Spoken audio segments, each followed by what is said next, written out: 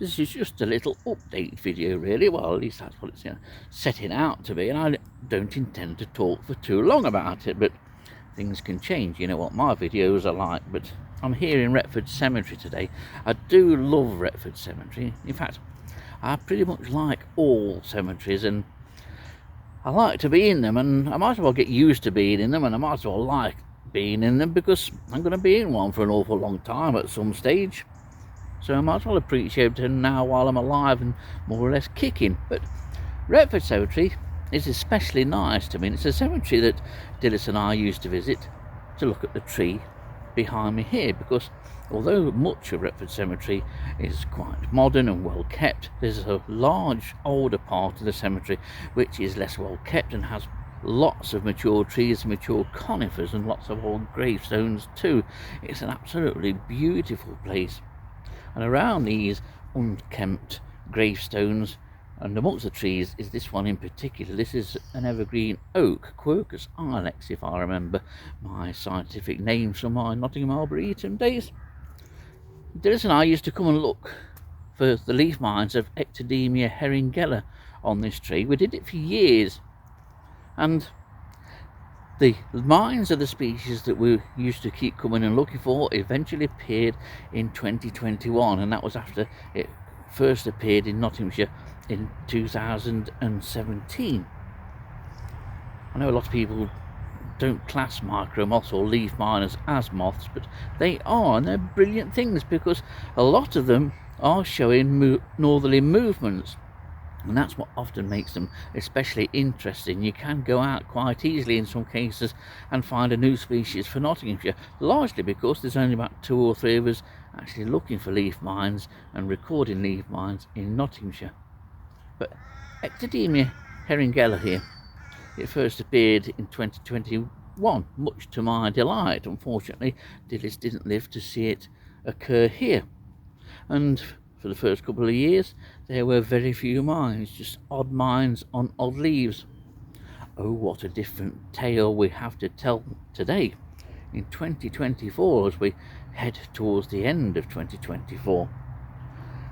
I've picked a leaf.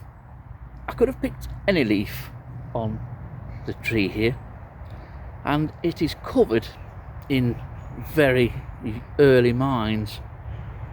The moths either must be in incredible abundance or they lay lots of eggs, but I think it's the former, to be honest, because every single leaf that I can see on this evergreen oak is covered with tiny early mines.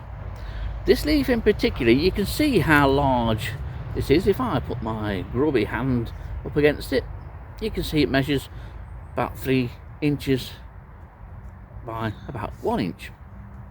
And I've sat here and opened my eyes and counted the individual mines on this leaf, and bear in mind that this one leaf is just one of probably well over 1 million leaves on this tree. There are 40 individual mines active at this stage on this leaf. Interestingly, what makes this species different from Camararia oridella, the horse chestnut leaf miner, is that the mines are tiny. They're little tiny wriggly or quite contorted gallery mines, and they don't take up all of the surface area of the leaf, so they remain quite inconspicuous until several months after the larva and moth have departed, and then they become quite conspicuous, but not in the numbers they start off at. There must be a large rate of death amongst these larvae, because from last year's mines that I can see, there are nowhere near the number of 40 per leaf. It's usually like 5 or 6, or in most instances a lot less.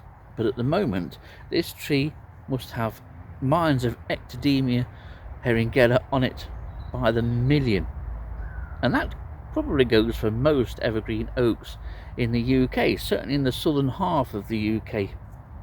It did take, say, about 4 years to get from South Nottinghamshire to North Nottinghamshire, and I find it on every single holm oak or evergreen oak that I find.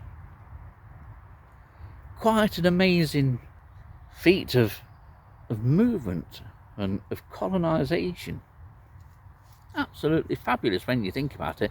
It does no lasting damage to the tree, and to be honest, you can't detect the mines visually from a distance on this tree. So unlike in the case of the horse chestnut leaf miner, which you can see almost appears like a tree in autumn by mid-July because of the effects of the much larger mines of Cameraria ridella, the horse chestnut leaf miner, Ectodemia heringella is less obtrusive, it's less in your face.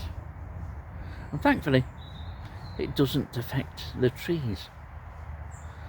For such a tiny moth, it's come on absolutely huge leaps and bounds within the space of a few years here in Nottinghamshire.